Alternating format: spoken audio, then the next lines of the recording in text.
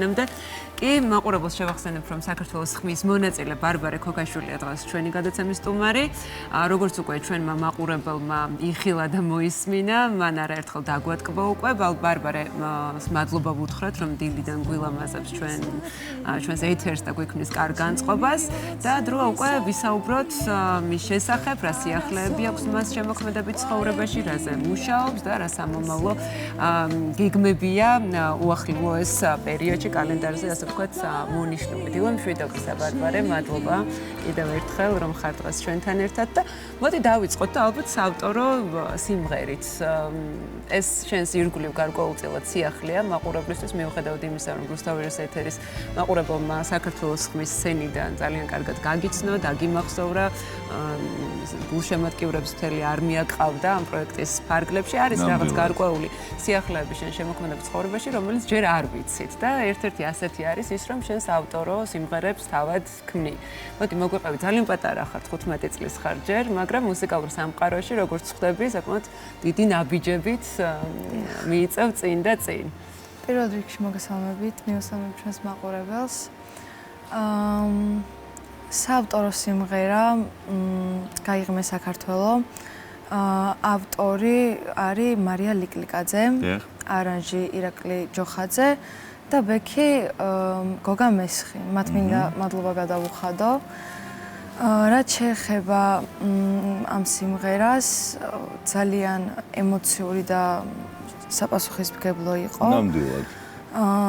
მინდოდა თითოეულ ნოტში სიყვარული სითბო და იმედი ყოფილიყო. და რაც შეეხება მოლოდინებს, მინდა ეს სიმღერა ადამიანებთან ცოტა გულთან იყოს ახლოს და მინდა რომ შეიყვარო. სიმღერა არის შემოქმედებული. პირველი საავტორო სიმღერა, რომელზეც ნამდვილად ისეთი ნიჭიერი და ყველას საყვარელი ადამიანები მუშაობდნენ შენთან ერთად. თავისთავად ცხადია და შენ ეს სიმღერა ააჟღერე და აამღერე ნამდვილად ღირსეულად.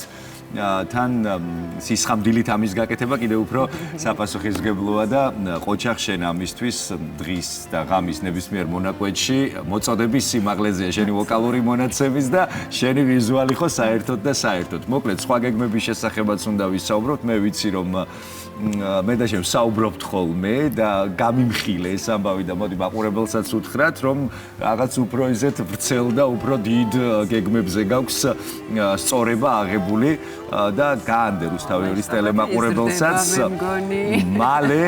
მალე ვფიქრობ მთელ საქართველოს მოუწევს შენი გულშემატკივრობა.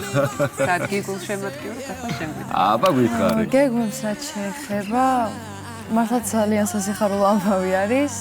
გერმანიაში, ქალაქ ბერლინში მიმდინარეობს Voices კასტინგი, სადაც მართლაც ძალიან დიდი კონკურენცია არის, დიახ. და მაილზე გავაგზავნეთ აკაპელა გავაგზავნეთ ვიდეო რგოლით და რამოდენიმე კვირის მერე მომდის პასუხი, გილოცავთ, თქვენ გადაახეთ პირველი რაუნდი. რა კარგია. და ნელ-ნელა წინ მიიწევ. კარგი შეგრძნება. და თებერვლის ბოლოს გავიგებთ მეორე რაუნდი. მე დარწმუნებული ვარ. ჩვენ წარმატებები უნდა გისურვოთ. პირველი რაუნდი გადალახულია, მეორე რაუნდიც ეჭვი მაქვს რომ წარმატებულად ჩაივლის და უკვე მესამე რაუნდში უკვე მე სცენაზე აუცილებლად მესამე რაუნდში ჩასვლა მიწევს და იქიდან არჩევა არის. აუ რა კარგია, მოკლედ დარწმუნებული ვარ რომ თებერვლის ბოლოს სასიხარულო ამბავი გვექნება და შემდეგ უკვე მთელი საქართველო მობილიზდება იმისთვის რომ შენ გიგულშემატკივრონ.